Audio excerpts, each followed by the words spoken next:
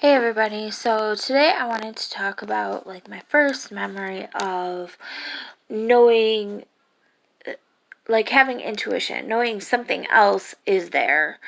Now, my we moved into this old house and a lot of my stuff was still packed in boxes in the basement. So I was looking for this dog step got or my step my godfather had given me when I was little, and it was a stuffed dog and it talked. Like, you record your voice and it talks.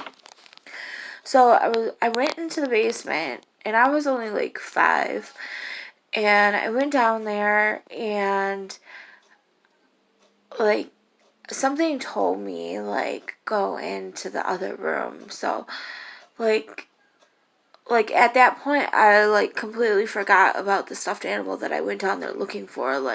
I couldn't find it anywhere. That wasn't the first time I went down there looking for it. I couldn't find nothing. So there was another room other than the main laundry room part. So there was a storage room. So I went in there and I didn't even look around. like I just knew I went to the wall and opened it up. The wall opened, the whole paneling, we had this wood paneling, and the whole wall opened. like um and I just opened it up and there was a cement room down there. And I can remember the cement room off, it was kind of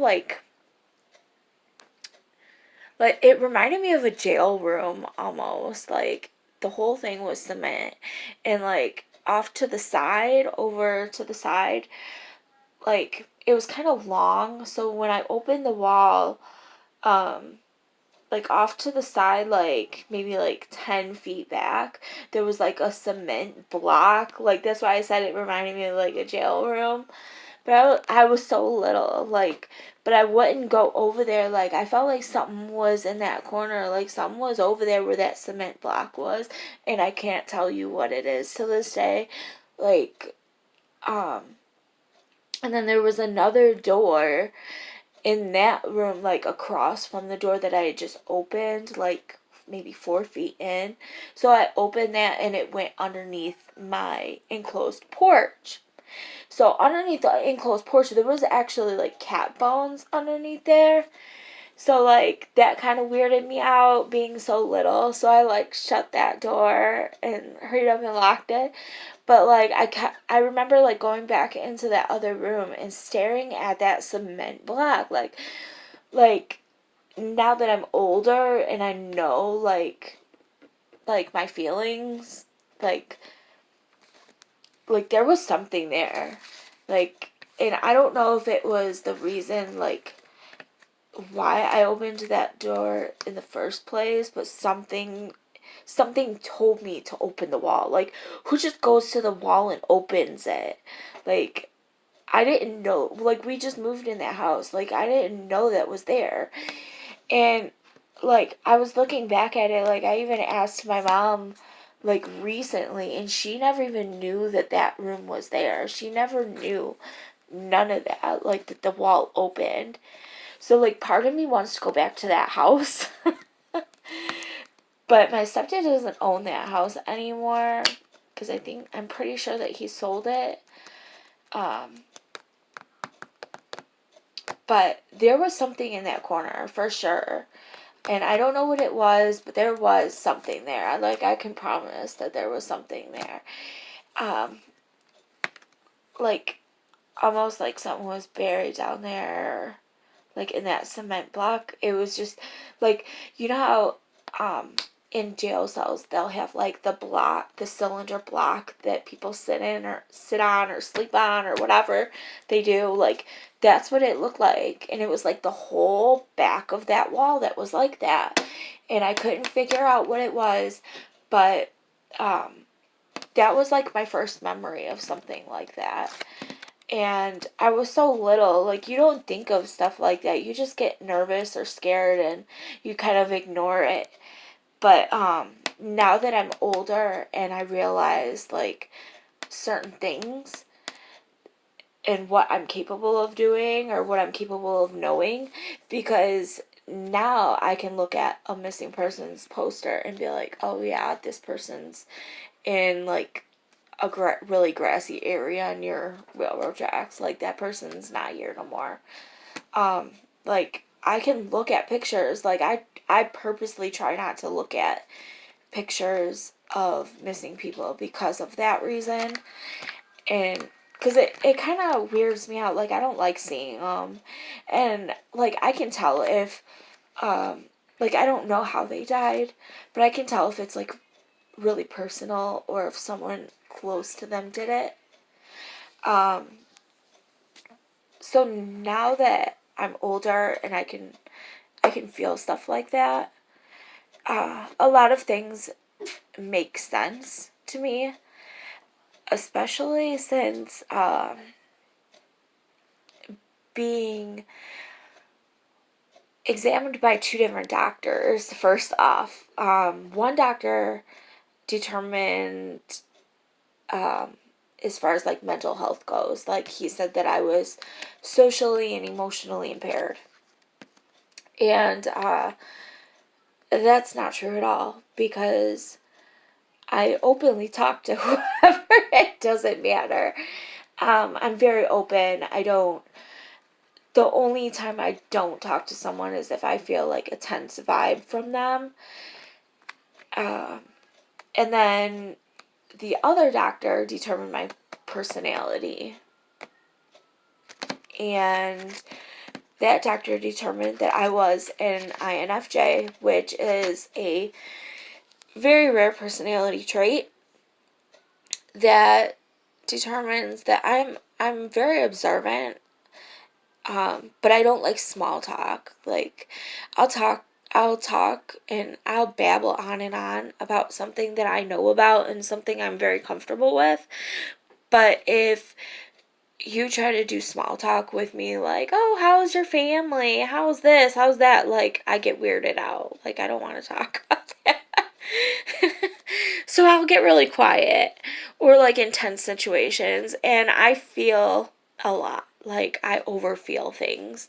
So for me to pick up that other intuition, like, it explains why I with that personality trait, it definitely comes hand in hand with that feeling of what happened to this person, and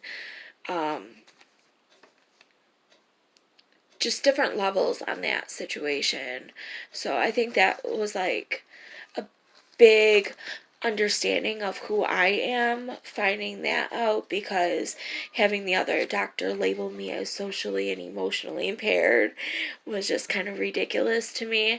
And I felt like it limited me a lot. Like, it didn't let me open up a lot, because I'm like, okay, well, I used it as a crutch mainly. Like, I was like, okay, well, something's wrong with me, so that's why I'm thinking the way that I am. But when other people came at me throughout my life and said, hey, you were right, this person said this, it happened a long time ago, blah, blah, blah, and they would verify what I told them, like, even a year prior to that, like, it was a big difference. Like, I knew something wasn't wrong, and I knew what I was seeing or what I was hearing was real. So, um, that's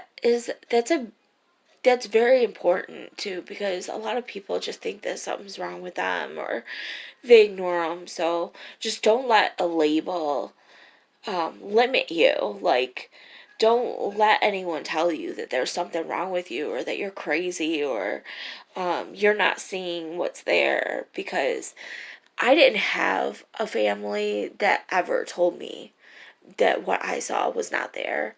Like, I always had a family that listened to me and encouraged me, and they, like, my mom feels stuff too. Like, she knows when something's there or something's wrong too. So I wasn't the only one. So I'm thankful that my mom had um, similar abilities, as you can say. Like, I'm glad that my mom also had the same feelings I did, because I feel like if I didn't, I would have been on like so much unnecessary medication as a child. Like, just seeing half the things that I seen. Like,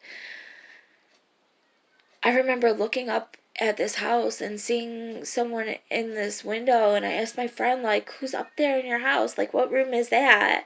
And my friend's like, oh, there's no one there. That's the attic. But I seen an old lady up there. Like, I knew someone was there. Like, there was just so many different things, like, I could say. But I'm really thankful that my family was supportive and my mom was um just as intuitive as I was, I guess you can say. So just see what you can do. Like, that's all I got to say. Like, put your stuff to the test, because when I stopped ignoring my stuff, when I stopped ignoring all my feelings, um it opened up a huge door. Like, I don't feel alone anymore. And I used to. When I ignored all my feelings, I felt alone. And I think it's important to be honest with yourself and open up to yourself. And just ponder on what you're knowing, and take it all in and embrace it. So this is to anyone that is having trouble coming to terms with things that they've seen or felt or anything really. Just embrace it. Just try to find some answers and have fun with it, really. Just and listen to the warnings. Listen to warnings. If someone's telling you don't go somewhere, don't go. Just do it. All right. And have a great day. Thank you for watching. Bye.